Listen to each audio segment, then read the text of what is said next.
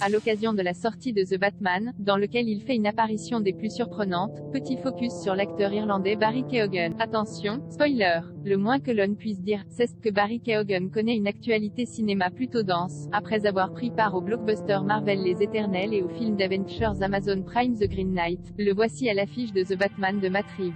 Dans ce nouveau long métrage consacré au très cinématographique Chevalier Noir, le jeune acteur campe un antagoniste bien connu. Barry Keoghan passe une enfance difficile dans la ville de Dublin. Il perd sa mère très jeune suite à une overdose d'héroïne et est alors placé, en compagnie de son frère, dans une famille d'accueil pendant 5 ans. Les deux enfants sont ensuite élevés par leur grand-mère et leur tante. Rapidement, le jeune Keoghan se passionne pour la boxe qu'il pratique à un niveau amateur, et le théâtre. Multipliant les castings, il ne tarde pas à décrocher des rôles secondaires dans des drames britanniques, le plus souvent axés sur la petite criminalité, comme King of the Travellers, 2012. Barry Keoghan se fait davantage connaître en prêtant ses traits à un adolescent perturbé abattant un chat dans Love, Hate, une série sur la vie des jeunes membres d'un gang de Dublin.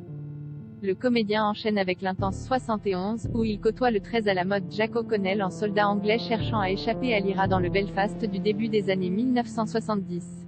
Sa notoriété grandissant, il s'essaye à la comédie romantique avec Stand By, joue le fils d'un Denis Ménochet inquiétant dans le sombre Norfolk et donne la réplique à la star de Game of Thrones John Bradley dans Trader. L'année 2017 est pour Barry Keoghan celle de la consécration, puisqu'il est à l'affiche des drames à ceux qui nous ont offensés, porté par la superstar Michael Fassbender, puis Margaret, où il campe une petite frappe de 17 ans. Mais ce sont surtout ses prestations dans Dunkerque et Mise à mort du cerf sacré qui le révèlent aux yeux d'un public plus large. Dans le film de Christopher Nolan, il incarne, en compagnie de Mark Rylance et Tom Glencarney, un civil sur un bateau voulant venir en aide aux soldats britanniques tentant de fuir la ville française. Dans le thriller très dérangeant du réalisateur Greg Yorgos Lanthimos, prix du scénario à Cannes, il inquiète un jeune adolescent extrêmement nocif, entre ange et démon, face à Colin Farrell.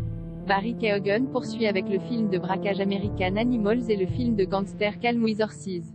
On le voit également dans 2 épisodes de la série à succès de Tchernobyl. Fin 2021, il intègre le MCU via Les Éternels de Chloé Zhao. Il y est Druig, membre du groupe de super-héros venus des confins de l'univers ayant pour lourde tâche de protéger la Terre des déviants. Dans la foulée, le natif de Dublin incarne le fourbe Scavenger dans The Green Knight, relecture de la légende arthurienne pour Amazon Prime, puis rejoint le casting The Batman. Annoncé comme l'interprète du policier Stanley Merkel, il campe finalement le Joker le temps de la courte scène à l'hôpital psychiatrique des Arkham. Il fait donc partie des acteurs ayant joué à la fois chez Marvel et DC.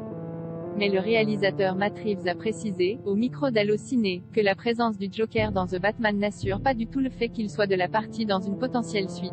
Il souhaitait simplement montrer le personnage pour que le spectateur prenne conscience du fait que le héros a déjà arrêté plusieurs criminels. Quoi qu'il en soit, la prestation Barry Keoghan n'est pas passée inaperçue. The Batman vu par son réalisateur Matt Reeves.